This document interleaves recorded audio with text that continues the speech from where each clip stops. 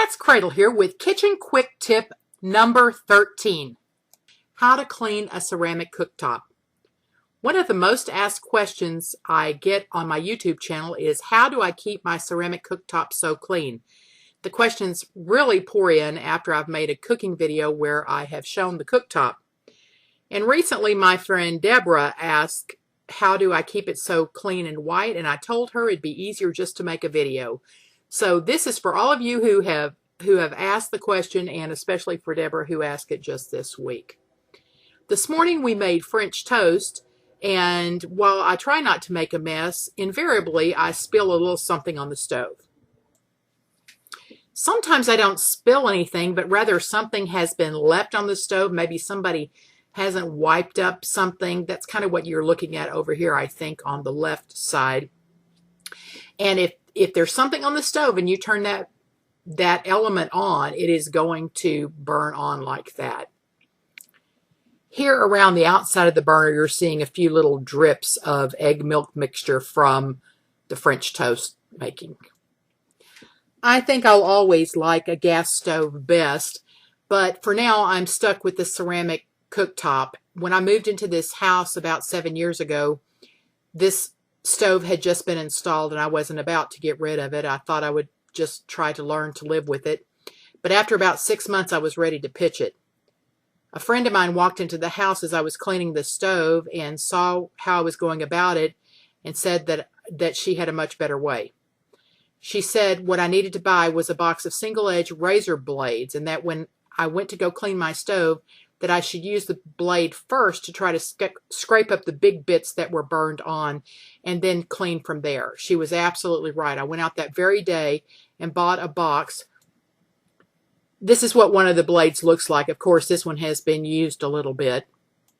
You will also need a damp dishcloth. An old one will do. A piece of Scotch-Brite scrubbing pad. If you haven't seen Kitchen Quick Tip number 2, you can go look at that and see how I save money by cutting those apart.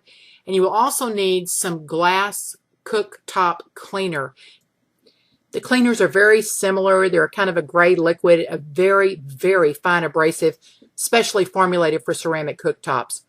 The first bottle I bought, I almost had a stroke when I saw the price. It was like $4.50. And I thought, boy, am I going to stretch this out and make this stuff last? Well, sure enough, that one bottle lasted me about 6 years. I bought this new bottle last year and expect it to last just as long. Okay, so let's get started. I'll show you how I clean this with very little effort. First, I wipe it with a damp rag just to soften everything. I'm going to start with that raised up piece of egg and milk right there. With my single edge razor, I'm just going to scrape the raised parts, and you can see how much this removes just using this process alone. Go over everything that seems raised up a little bit, just scrape it off. Now what I'm left with are just stains on the element that are not raised at all. They're very flat. So I just put a little bit of the slightly abrasive cream on. This is not the same as soft scrub or anything like that. This is formulated specifically for the ceramic cooktops. So I just apply pressure with one finger because I don't want to have to use a lot of that scrubbing liquid, and that keeps it all on the same spot on the rag. So I just go over and over it till it looks pretty good. If there's any little hard places, I use that Scotch-Brite little Teflon scrubber and just go over them. And then wipe again with my damp rag.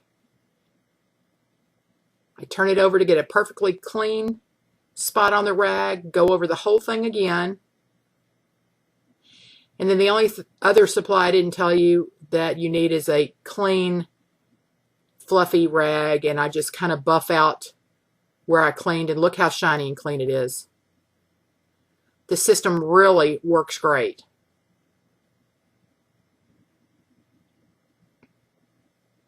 It comes perfectly clean every time.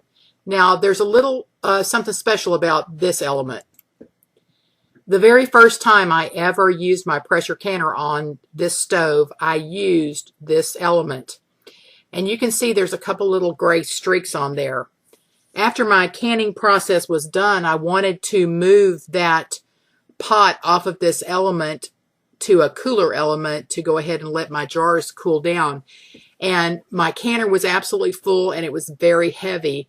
And instead of just lightly picking it up and moving it, I slid it across this burner and it made these marks on it. They have faded a little bit over time. It's impossible for me to scrub them off. I have tried. And so I just have to live with that mistake. It's not very noticeable, so it's not too big a deal, and it's only on that one burner.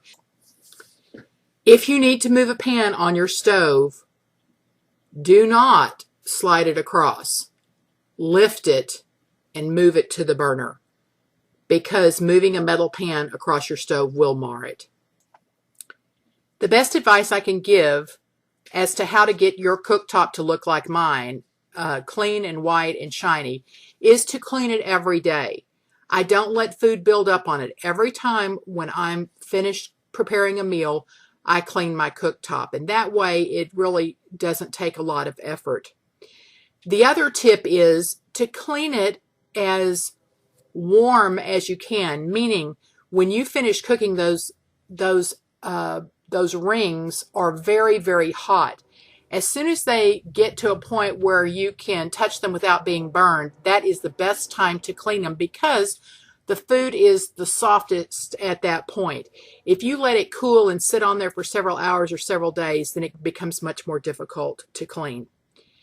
The other thing I will caution you on is that this is not a method that you should let children use. Children should not be using a straight edge razor. I'm sure most of you know that, but I feel like I need to put that little disclaimer in there.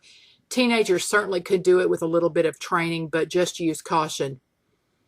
I'm not sure what the owner's manual on these stoves say, because I didn't get the owner's manual when we moved into the house. But this system has worked very, very well for me, and my cooktop looks perfect. There are no scratches on it whatsoever. I still would not say that I love this stove, but I like it better than I did now that I've learned how to clean it properly. And it certainly is much easier to clean than a traditional electric stove. I hope this demonstration has been a help to you. And until next time, this is Cat's Cradle.